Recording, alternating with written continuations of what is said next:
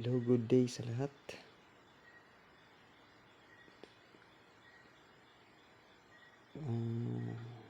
Share ko lang kung paano kunin yung support and resistance. Ganito lang yan. Punta kayo sa higher time frame. Tapos hanapin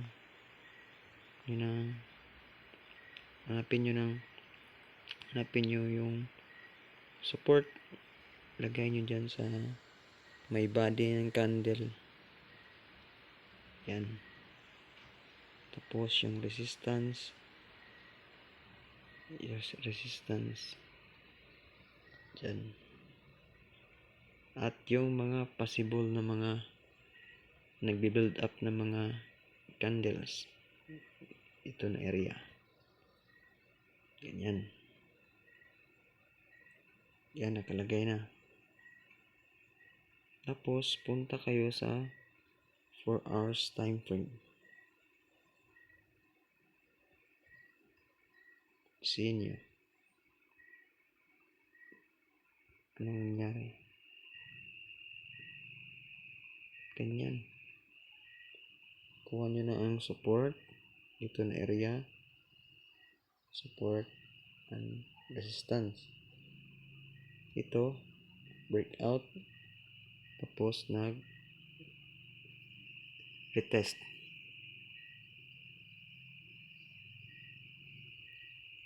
Pag nakuha ninyo yung 1 hour time frame, pwede nyo nang silipin yung 5 minutes. Same lang din yan.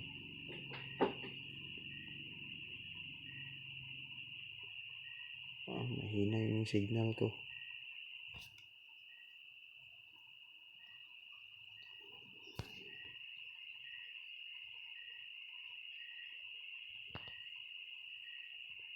Tingnan nyo anong nangyari sa trend.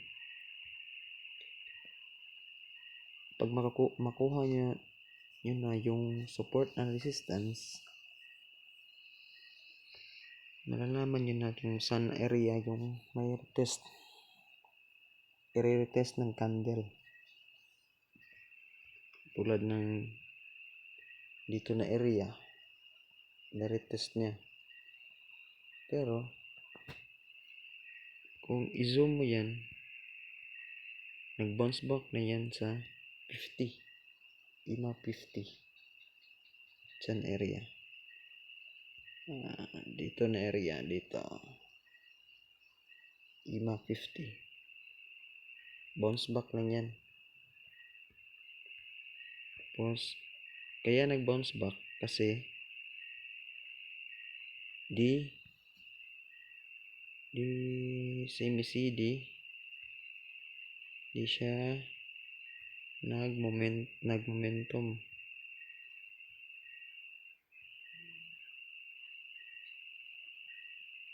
Kasi yung MACD dito na area, di natuloy yung momentum niya na dump. Bumalik siya ng pa-bullish. Tapos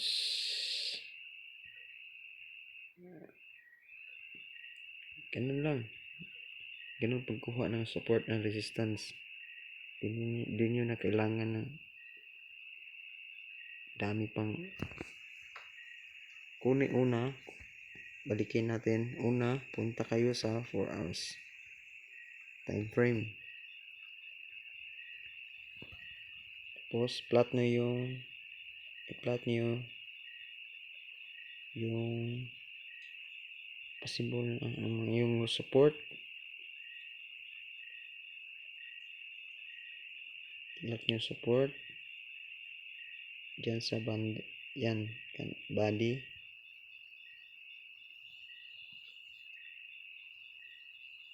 Sa body ng candle. Dito, possible na resistance to kasi may mga multiple rejection dyan. Possible na resistance. Lagyan nyo din. Tapos, ito yung resistance ng pinaka-ibabaw. So may basis na kayo dyan. Basis na support and resistance sa lower time frame. Kahit saan kayo na time frame pupunta, basta nasa lower ng 4 hours time frame, naka-plot na yan.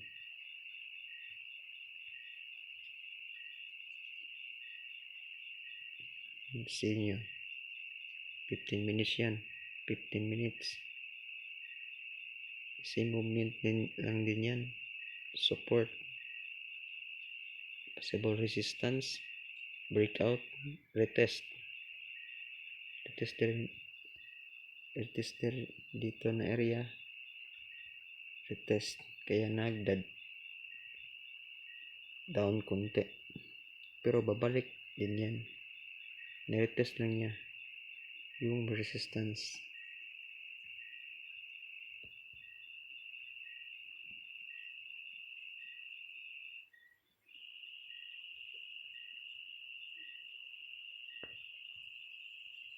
Punta tayo ng 5 minutes.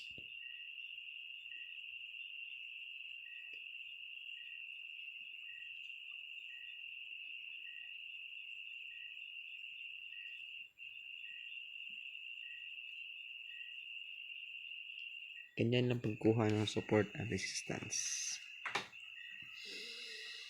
At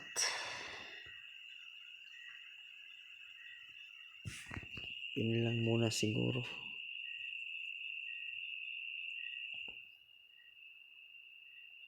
Kung gusto nyo makuha ang support resistance ng 4 hours, punta kayo ng 1 day. Doon kayo babase. Kunin nyo yung support ng 1 day at resistance ng 1 day. Mga possible na mga nag-consolidate na mga candle, pwede yung magawin yung resistance. 1 day. Ito tayo sa 1 day. 1 day.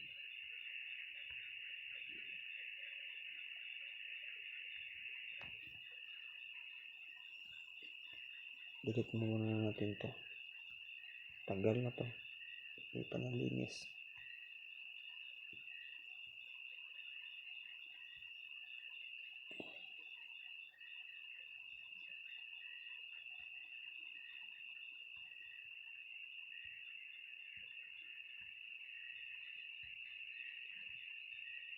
Yan.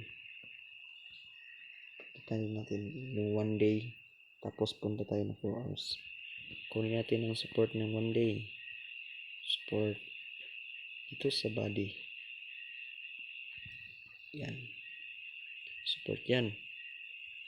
Tapos yung resistance ng 1 day. Resistance. At yung mga nagko-consolidate ng mga candle dito banda. Diyan.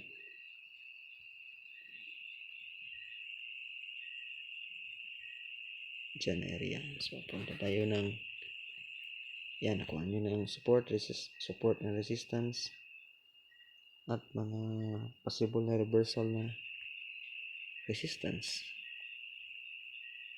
Punta tayo sa 4 hours.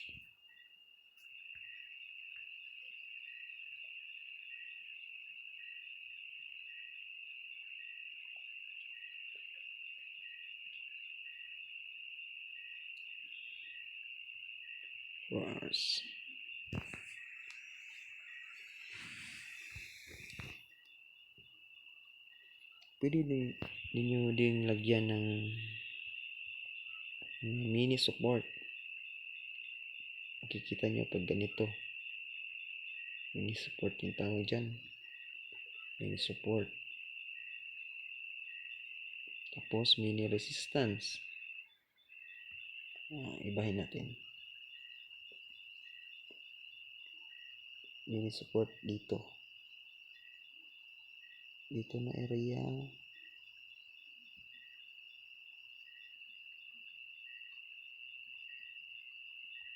Diyan.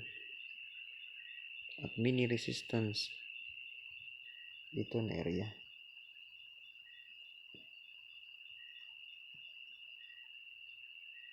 Yan yung mga possible na dadaanan ng candle bago siya lilipad.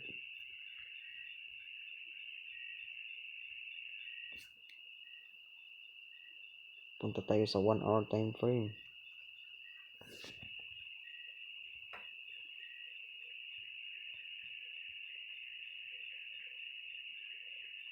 Yan. Nare-respect ng talaga yan. Respected yan.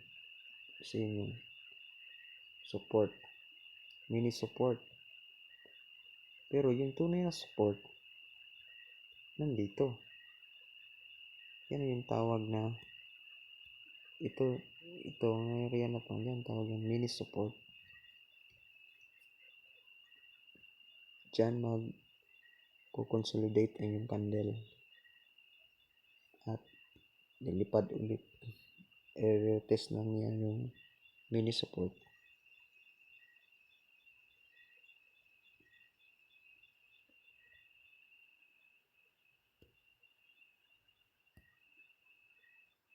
Tulad ng ganyan.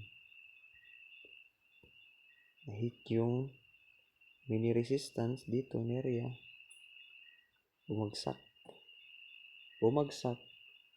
Pero may basihan ka kasi may support dito. So nagbabounce siya sa support. Kaya bumalik.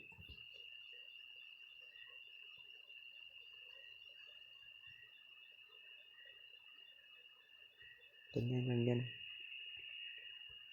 Kahit tingnan nyo yan sa 5 minutes time frame. See? Ginawang support yung resistance sa higher time frame. Sa lower time frame. At yung mini support, mini resistance, ginawang resistance. Kaya pag hit dito, retest, pagsak, consolidate yung candle, pero may mababasihan ka na di siya tutuluyan bumagsak kasi may support dyan.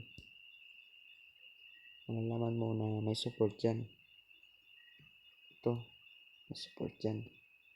Yan yung aabangan mo. Once ma-break yan, possible na pupunta yan dito. Tapos, possible na kung pupunta yan dyan, magbabounce yan, ganyan.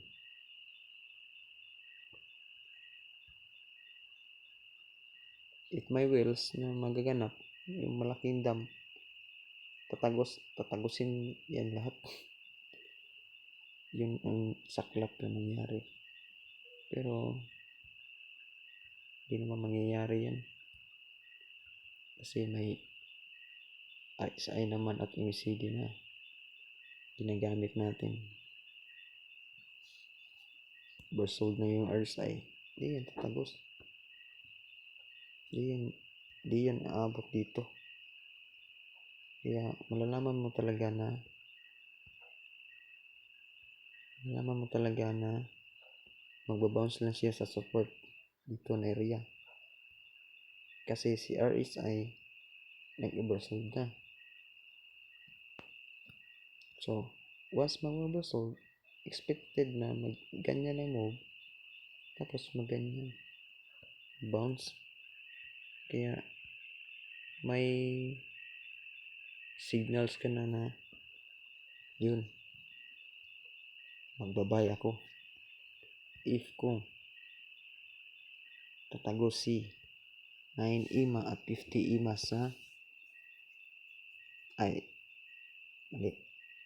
if tatagos si EMA 9 at 20 sa EMA 50,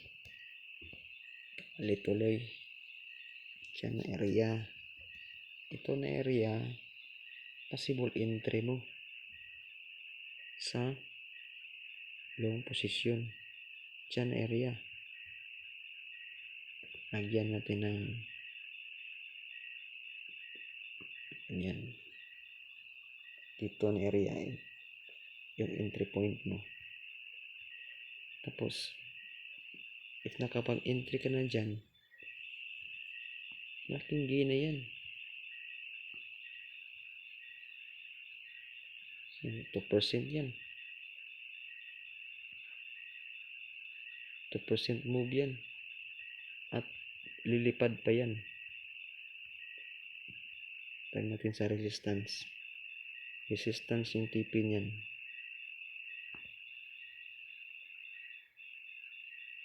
2.64%. If naka-leverage ka niyan, malaki na yan. Kahit pa sa spot trading, scalp lang.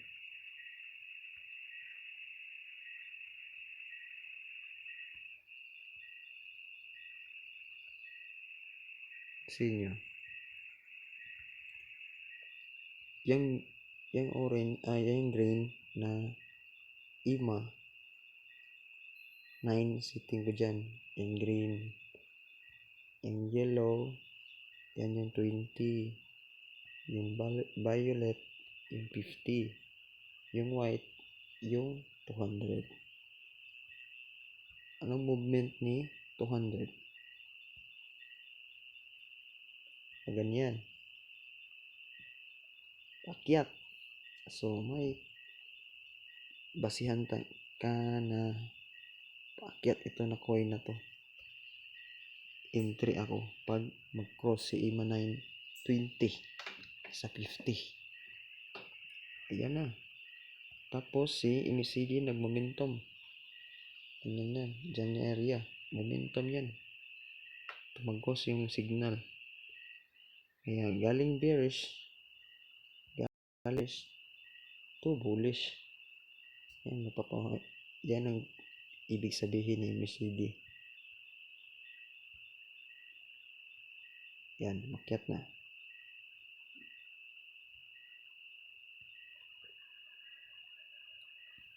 Mahihit yan. Aabot yan dito. Dito na area, aabot yan dyan. Tagal nga lang. So, 5 minutes tayo. Time frame ito eh. At ito pala.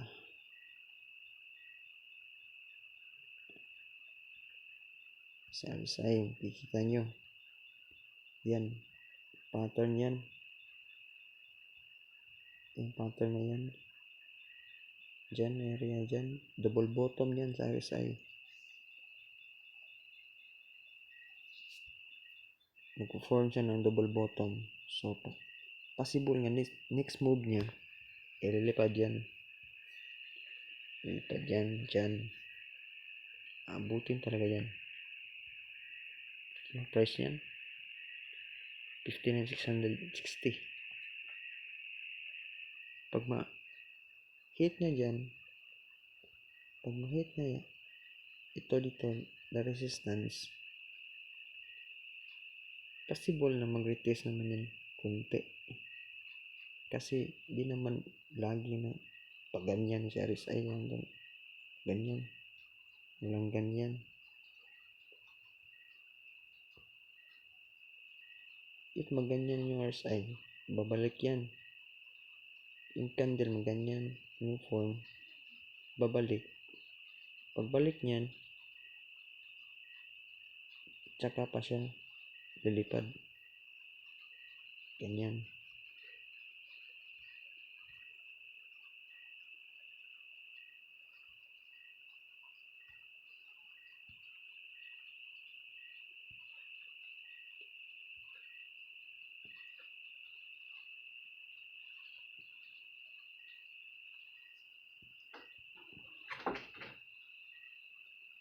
At yun lang siguro.